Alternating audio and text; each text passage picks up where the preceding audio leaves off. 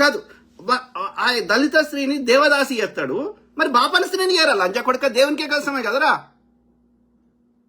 గలీజ్ లంచ కొడుకులు. అంటే ఎక్కడో చోట మళ్ళీ కర్మ సిద్ధాంతం చెప్తాడు, వానికి వర్తించదా బాపనోనికి? లంచా కొడక. ఇప్పటికీ చూడు ముస్లింలు వాళ్ళలో ఎవడైనా సరే ముస్లిం అన్నోడు వాడు ఇమాం అవుతాడు. క్రిస్టియన్లలో ఎవడైనా సరే క్రిస్టియానిటీ పాటించేటోడు వాడు పాస్టర్ అవుతాడు. కానీ ఈ సోకాళ్ళు సనాతన శక్త ధర్మంలో బాపన్ లంచ కొడుకు తప్ప మిగతాడు ఓడు కాడు. లంచా కొడక. ఎన్నేళ్ళు రా కాల్స్క తింటావు దెంగే నీ ఆర్యావర్తానికి. నీ ఆర్యావర్తం ఏడికెళ్ళుందో ఆడికి. మా శూద్రులని మా హిందువులని చంపకు.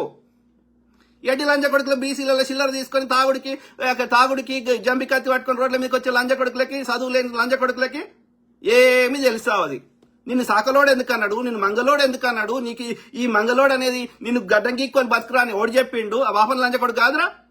మరి నీకు సిగ్గుసారా ఎందుకు లేదురా? వాడు జంబి కత్తి ఇస్తే పోయి రోడ్ల మీదకి పోతే బాపన లంచ కొడుకు పిల్లలు వస్తున్నారా జంబి కత్తి పట్టుకొని రోడ్ల మీదకి? ఎడ్డి లంచ కొడుకులు. బీసీలలో ఉన్నంత ఎడ్డి లంచ కొడుకులు ఎవరు లేరు. ఇంకా దళితులకు ఆత్మగౌరవం ఎక్కువ ఉన్నది, అందుకే వాళ్ళు కొట్లాడుతున్నారు. వాడి బానిసత్వాన్ని భరించలేక తట్టుకోలేక వాడు ఇస్లాం కన్వర్ట్ అయినా క్రిస్టియన్ కన్వర్ట్ అయినా మెజారిటీ భారతదేశం కన్వర్ట్ అయిన వాళ్ళు దళితులే. వాడు బగ్గ కొట్లాడితే వాడిని అంటరానితనం పెట్టిర్రు, వాడిని ఒక శిక్ష వేసిర్రు ఊరికి దూరం పెట్టి. కానీ దళితులు అందరికంటే ఎక్కువ కొట్లాడిర్రు. అందులో ఈ దళితులలో ఈ షెడ్డ నా కొడుకులు కొద్దిమంది మందకృష్ణ లాంటి వాళ్ళు తయారై మళ్ళా వాడు సంఖ నాకుతున్నాడు బోసుడికి గాడు. సిగ్గుశరం ఉండాలే బాపనోని సంఖ నాకడానికి కూర్చోదాగడానికి. బోసుడికే గాళ్ళు గలీజ్ లంచ కొడుకులు. ఆలోచించండి మిత్రులారా, ఆలోచించండి. బరాబర్ ప్రతి కులం వాణ్ణి ప్రతి మతం వాణ్ణి సమానంగా చూస్తాం. ఓకే, చూడకపోతే రేవంత్ రెడ్డిని ముడ్డి వలగొట్టుడే. సో అర్థమైందా? కాబట్టి రంజాన్ వస్తే పేద ముస్లింలకు సహాయం చేస్తే చిన్న చిన్న గిఫ్ట్లు ఇస్తాం, వాళ్ళు కూడా సంతోషంగా రంజాన్ చేసుకోవాలి. దసరానో బతుకమ్మ వస్తే తప్పకుండా హిందూ పేద మహిళలకి వాళ్ళకి కావాల్సినవి వాళ్ళకి ఇస్తాం. అటనే క్రిస్మస్ కి పేద క్రిస్టియన్లకి తప్పకుండా సాయం చేస్తాం. ఎందుకంటే అవి పెద్ద పండుగలు, సంవత్సరంలో ఒకటో రెండో వస్తాయి. వాటికి తప్పకుండా వాళ్ళందరికీ ఆ పండుగను సెలబ్రేట్ చేసుకునే బేసిక్ కనీస హక్కు ఉన్నది. కాబట్టి తప్పకుండా ప్రభుత్వం అందరినీ సమానంగా చూస్తుంది, తప్పకుండా ఇస్తుంది. ఏ లంజకుడికి ఏమన్నా విక్కొని ప్రజల్ని చైతన్యం చేస్తాం.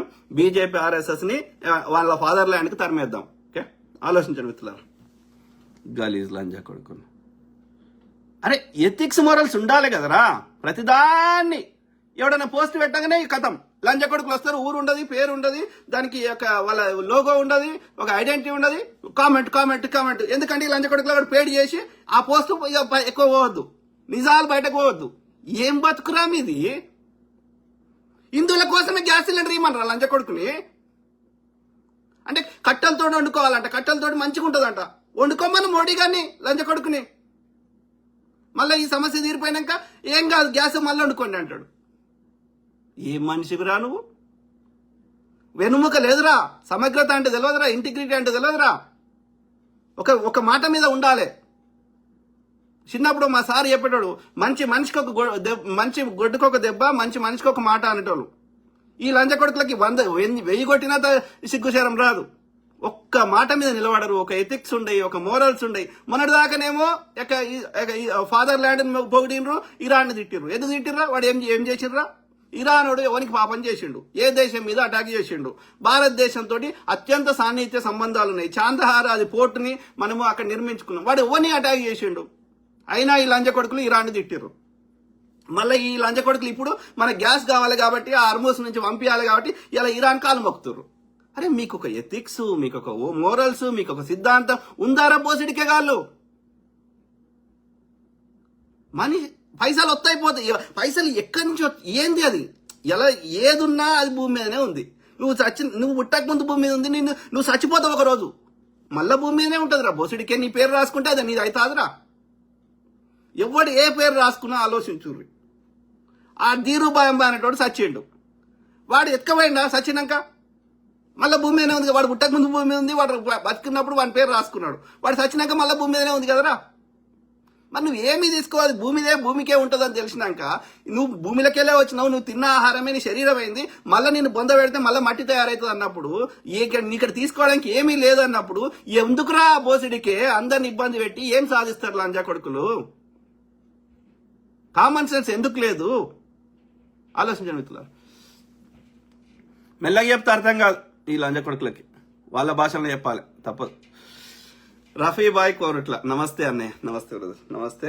సో అందరం సంతోషంగా బతుకుదాం. ఓకే, ఇంకా నేను అబ్జర్వ్ చేసిన కాడికి అది నా అనుభవం. ఓకే, హిందువులు అని చెప్తున్న ఈ సనాతన చెత్త చెప్పేటోళ్ళు అందరూ ఆడ గుళ్ళె మొక్కుతారు, కానీ గుళ్ళె చెప్పింది ఒక్కడు పాటించాడు. వాడు ఏదైనా మంచి చెప్తే, చెడు చెప్తే దాన్ని పాటించకూడదు, కానీ ఏదైనా మంచి చెప్పిన ఒకటి రెండు ఉంటే అవి పాటించరు. కానీ ముస్లిమ్స్, మెజారిటీ ముస్లిమ్స్ మిగతా అన్ని మతాలతో పోలిస్తే మెజారిటీ ముస్లిమ్స్ విలువలతో బతుకుతారు. ఏది వాళ్ళ ఖురాన్లో కానీ ఇంకేదైనా చెప్పినాయి పాటిస్తారు. ఓకే, నియతిగా బతుకుతారు. మరి వాళ్ళకున్నంత నియతి ఈ లంచ కొడుకులకు ఎందుకు లేదు? ఆలోచించండి మిత్రులారా. వాడు అయ్యప్ప స్వామి వాళ్ళ వేసుకుంటాడు, చేసే లంగ పనులన్నీ చేస్తాడు. What is the meaning of it? అంటే నువ్వు చెప్పే సనాతనాన్ని నువ్వు నమ్మకపోతే ఇక నువ్వెందుకు రాసు? నువ్వేం సనాతనిరా? ఇదంతా చెత్త. ఏదైనా ఎండ్ ఆఫ్ ద డే ఏ మతమైనా ఒకరిని చంపమన్నది, తల్లిని తల్లిగానే చూడమంటది, భార్యని భార్యనే చూడమంటది, అందరి జీవులని ఏది చెప్పినా ఉన్నదానికంటే ఉన్నతంగా బతకడానికి మతాలు వచ్చినాయి. ఒక జీవన విధానం కోసం మతాలు వచ్చినాయి. కానీ కొట్టుక సావమని, చెడగొట్టుకోమని, చెడిపోమని ఏ మతం రాలేదు. అర్థమైందా? ఎందుకంటే లక్షల సంవత్సరాలు మనిషి ఈ నేటికి పక్షులు, జంతువులు అన్ని కూడా ఏ మతాన్ని పాటించలేదు. మాక్సిమం మతాలు వచ్చినాయి 2000, 3000 సంవత్సరాలు, 3000 సంవత్సరాలు మాక్సిమం.